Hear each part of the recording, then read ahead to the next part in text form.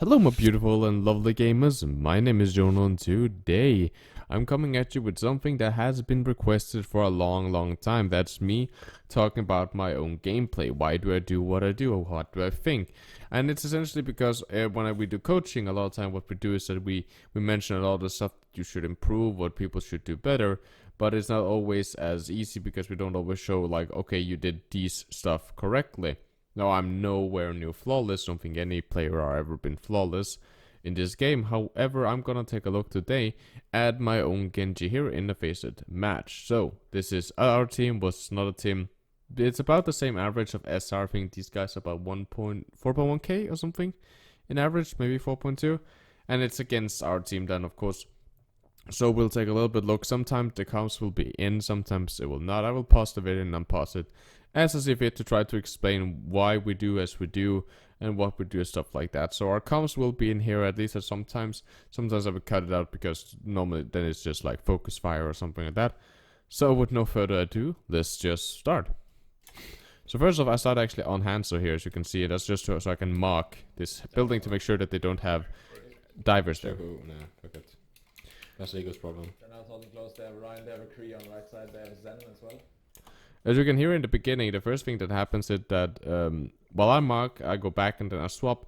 My team instantly just start calling stuff, right? So they have Pharah. I'm like, should I get the hit scan? I decide not to get the hit scan. I'd rather want to dive with the main group. I don't find it that important. We also have a Pharah Mercy combo, so then it's not that important that we grab that hit scan early. And then instantly, there's a lot of calls of like what they have. They have a Kree on the right side and stuff like that, so we know where they are, so we don't get caught by surprise. Especially the hit scan is nice for a Pharaoh to know at least where they are here. I'm gonna take this house right here. This makes it way easier for me, even though it does attract a little bit of attention to me. I can get shot at a lot. I still have my cover. I can still get back to my team, especially since I still have my deflect. I still have my dash, and I have this nice bridge where I can go onto the enemy team when my Winston decides to dive him. Of course, taking right side, I could also done that, but that would a lot of time make it harder for me to respond to what my Winston would dive, since he will dive straight onto where you can see the Reinhardt shield now. And if I want to get there as well, I will have to start here. You just have to watch out if they have a sniper or something that you don't get, of course, nuked. Can we jump to Zen fast as fuck? Where? No, I don't see him yet, but when I call this. He's left side of high with the Mercy. You see the Mercy beam? One go. I'm on the Mercy right now. Was like I can't that far. Send one, halved. He's healed. As you can see in that engagement, that's essentially how it normally went, right? Like on my tank is like, it's giving me a focus target, or like I want to dive this guy. I don't know where he is, so I swear, and he doesn't know either. So until we do a call, then it's good. I thought the Zen was going left. I see that now, that I must have messed him up because I saw the Zen going left and he went back right. When we dive in, as you can see, I used my dash to close that distance because I thought the guy was gonna stay on left side, and you know, it worked out. I could get there, and then I just apply pressure. When I can't go further, like if I'm not gonna go into the enemy team if it's complete suicide, and when the Reinhardt splits off my team as it did, I think I can jump back a little bit in time here to see that. So we dive in here, and when the Reinhardt, as you can see on the screen now, when he can start here swinging at my Winston and stuff like that, I'm not gonna go straight in on this because I know if I do, I'm gonna die. I don't even have my dash, so it's okay. So what I'm gonna do right now, what I am doing right now, I'm just doing damage. I'm just throwing shurikens. Hopefully my Pharah can land some rockets or something and we can get the kill. If not, then we're applying pressure. We're building our ultimates right now.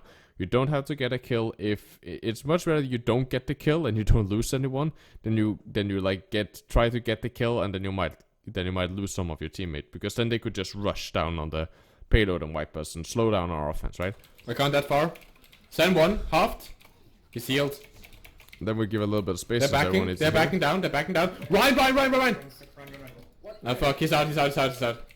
Mercy's halved. We all backed off to get healing, and that's when it happens. Right side. Send what? I can't go forward. There. Now this is a lot of time what's the difference between teams and non-teams. I trust my team when they give a call like that, right? When they call Zen is 1, then it's like, okay, that means I can take him down with, like, he's 80 HP or lower. That's essentially what that means.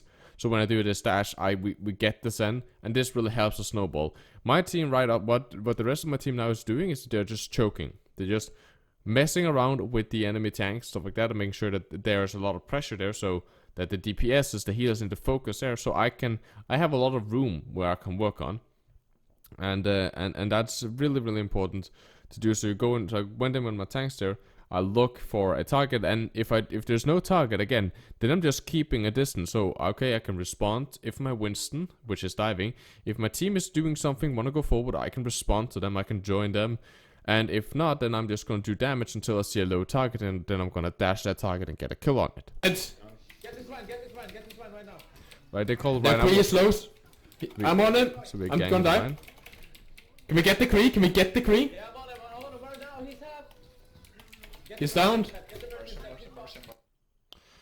And now after this, it's only going to be focus target, right? So this is the essential good way of how it should go, right? We get the Zenyatta first, then we get the Reinhardt, and after that we can continue to dive. Their team is now, we have such a man advantage that that's when we should pressure them. Taking down the McCree, since he has a lot of burst damage, he can easily burst people. And with him around, my mobility is limited, also my Pharah's mobility is limited, so killing him really quickly allows us way more room, and also it makes sure that we don't risk getting picked off. So here you will see, because they're calling focus targets, there's stuff on the point, I'm like, okay, you need to go back to the objective. Instead of chasing that Zenyatta, I made him back off, at least for a little bit. So right now I need to get back to my team and help them kill stuff. So I back off with deflect to make sure I don't take any damage. And then I go in here, right? They have barrage, and we essentially now just clean the point so we can push that, right? Because it doesn't matter. They lose 2 players here. They lose the Pharah, and they lose the Zarya. Even though they will come with Respawn, they will come with the Reinhardt, who we killed early, they will come with the Zenyatta, which are still alive, right? Even though they still have those people, there will be such a disadvantage in numbers right now. So it's okay. Right, so we are chasing Zarya here, we get Zarya, they're coming in, I have my blade, and it's actually called to use it. I asked if I should, and they actually say, yeah, sure, use it. And this is really great, right? Because this is huge staggers, right? We get the Kree, we get the Mercy, we get all that, and even now we also get the Pharah.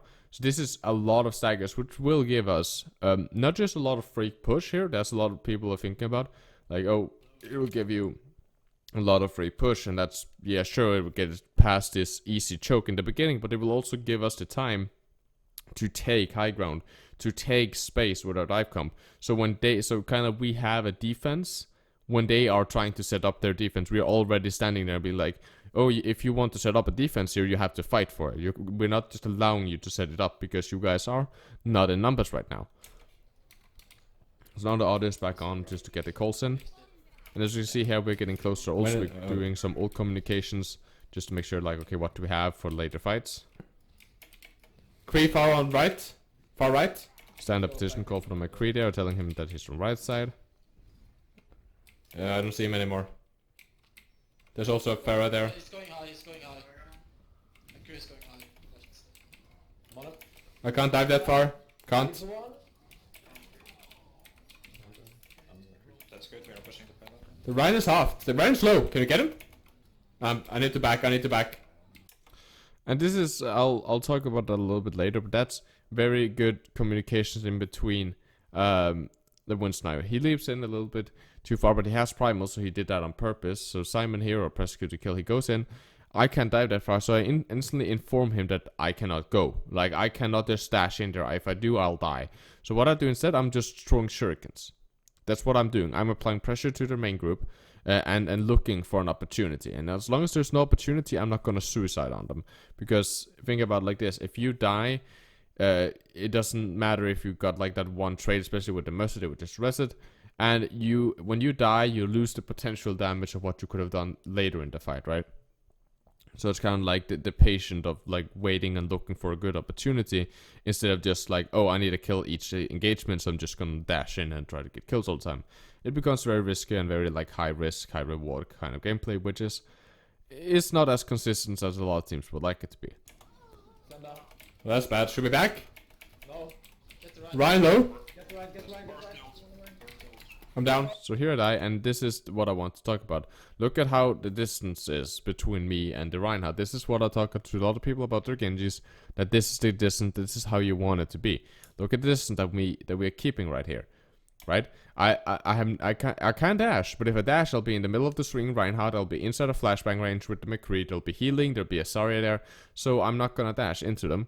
what I'm gonna do instead is I'm gonna keep this distance. I can respond to most this stuff. If it needs to get responded to, I still can. The McCree's a little bit too far. I can dash past and then throw shurikens. But I can dash onto the tanks if I need to. Right, and I'm keeping this distance. When they are allowing me space like they were doing, right? They were running after Simon here trying to kill him until he used Primal. They're allowing that space, then I'm pushing up, getting closer and closer, right? Right now, if I wanted to, if the Mercy was called like she's won, I could have dashed in, or I had known, could see her HP, I could dash into the small room, kill the Mercy and dash back out. Normally, you don't want to dash into small rooms, especially when they have Reinhardt, because it'll make the enemy much easier for them to hit you. So here, I'll push them. If they now push me, which they will, as you can see, they will push me soon, right? Then I'm allowing them to push me. I'm keeping this distance where I'm kind of like, okay, Reinhardt, you cannot hit me with your hammer, but I'm as close as I can get to you. The Zarya beam is pressuring me a little bit too much, so I'm backing off a little bit extra, and then I need to drop because of my HP is getting too risky. As well, and now you can see we're starting to have a lot of ultimates. They are starting to use a lot of ultimates. And we're actually not backing out of this fight. Because we know that, okay, we have a lot of ultimates. We're coming in with our Mercy, with everything that we have. So it doesn't matter, right? We will res our Winston here and start burning our ultimates. Because right now we have done something that is good. If we reset now, if we like back off, we will allow them to win this fight. By saying, okay, we're just going to commit with more and more ultimates. We're not going to allow them to win this fight. Doing that, we can continue this snowball. We are not giving them any respect. We're not letting them reset mentally and the team comp. They're not allowed to take high ground again or anything. The positions that they have taken now to be more effective on the offense, to kill certain players, those positions we are now going to exploit by using ultimates to rest our teammates and keep them alive using sound barrier and other offensive ultimate, right? We're also getting close to Graviton, which is called in voice chat. As you can see here, then we grab them, and then I get my blade. So even though we used, what did we use? We used like 4 ultimates. If they use some of it, I don't remember how many ults they used. They used at least both support ultimates. Take control over high now, so they can't get it. Then we still have 1 blade, and even though we use a lot of ultimates, they also use a lot of ultimates. I do believe they have a little bit of an ult advantage above us. If they don't, but they're gonna swap later on anyway. So this is really good. Not backing off. Showing that dominance, and as long as like, okay, the fight isn't lost, we can win this. And then we just commit with ultimates. This is where ult committing is so important in the game. By committing ultimate, that gives us these wins. So we can abuse their bad positioning. And their decision making that they did to get kills. We can abuse that by popping ultimates. Because they're in so vulnerable position that it's easy for us to get huge advantages of it. Ryan, you charge behind us, behind you, Simon. This is just me trying to kill the Ryan. Ryan low. Right? See, I'm not getting focused, right? I'm not getting this Lucio on me, but I'm not getting focused, so it's okay for me to stand here. And I have my dash, so I can get out if I want to. I also have the flex, so I can get... It's even easier for me. So while I'm contesting the Reinhardt, which is protected by the Lucio, my team is also pushing their front line, right? So this is very, very important to understand, right? This is how Genji flanks. He goes onto positions where, okay, you cannot do anything about it. So I'm just gonna stand here and deal damage. I'm just gonna build my ult. I already have my ult, but I'm just gonna build my ult and just gonna deal damage and try to kill someone. And either just by making them low, you are handicapping the team. The Reinhardt right now cannot do anything, right? He cannot shield his team. He cannot DPS for his team. So him and the Lucio are both connected to me. The Lucio is gonna heal the Reinhardt. He's not gonna speed back his team. He's not gonna poop away my players or do anything like that, right? 2 seconds or just... And then, right, and that does that my team can easily push up, and then we get all these free kills. Right? They use an ultimate, which we're really happy about. And then we can regroup at the payload. They need to reset, and we need to reset. We lost our healer and our flex tank. They lost their flex tank and the DPS and their support. Even though they have fast response, they still need to wait for everyone. And if they don't, I have Blade. We also have Primals, we can push them away. So it's really great that they burned that ultimate, because now they don't have that, and they are gonna swap this.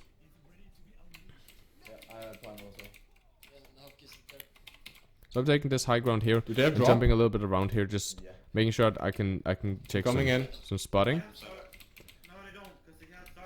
Right?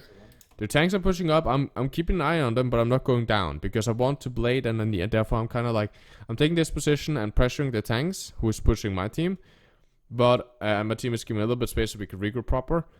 They just stop in the card, and it's like, I'm gonna stay up here, I'm gonna be here, but I'm gonna make sure that I still am in a position to be able to use a blade, right? Grab. So I'm just playing I'm around with you, here. Simon. I'm on the run. I'm on the run.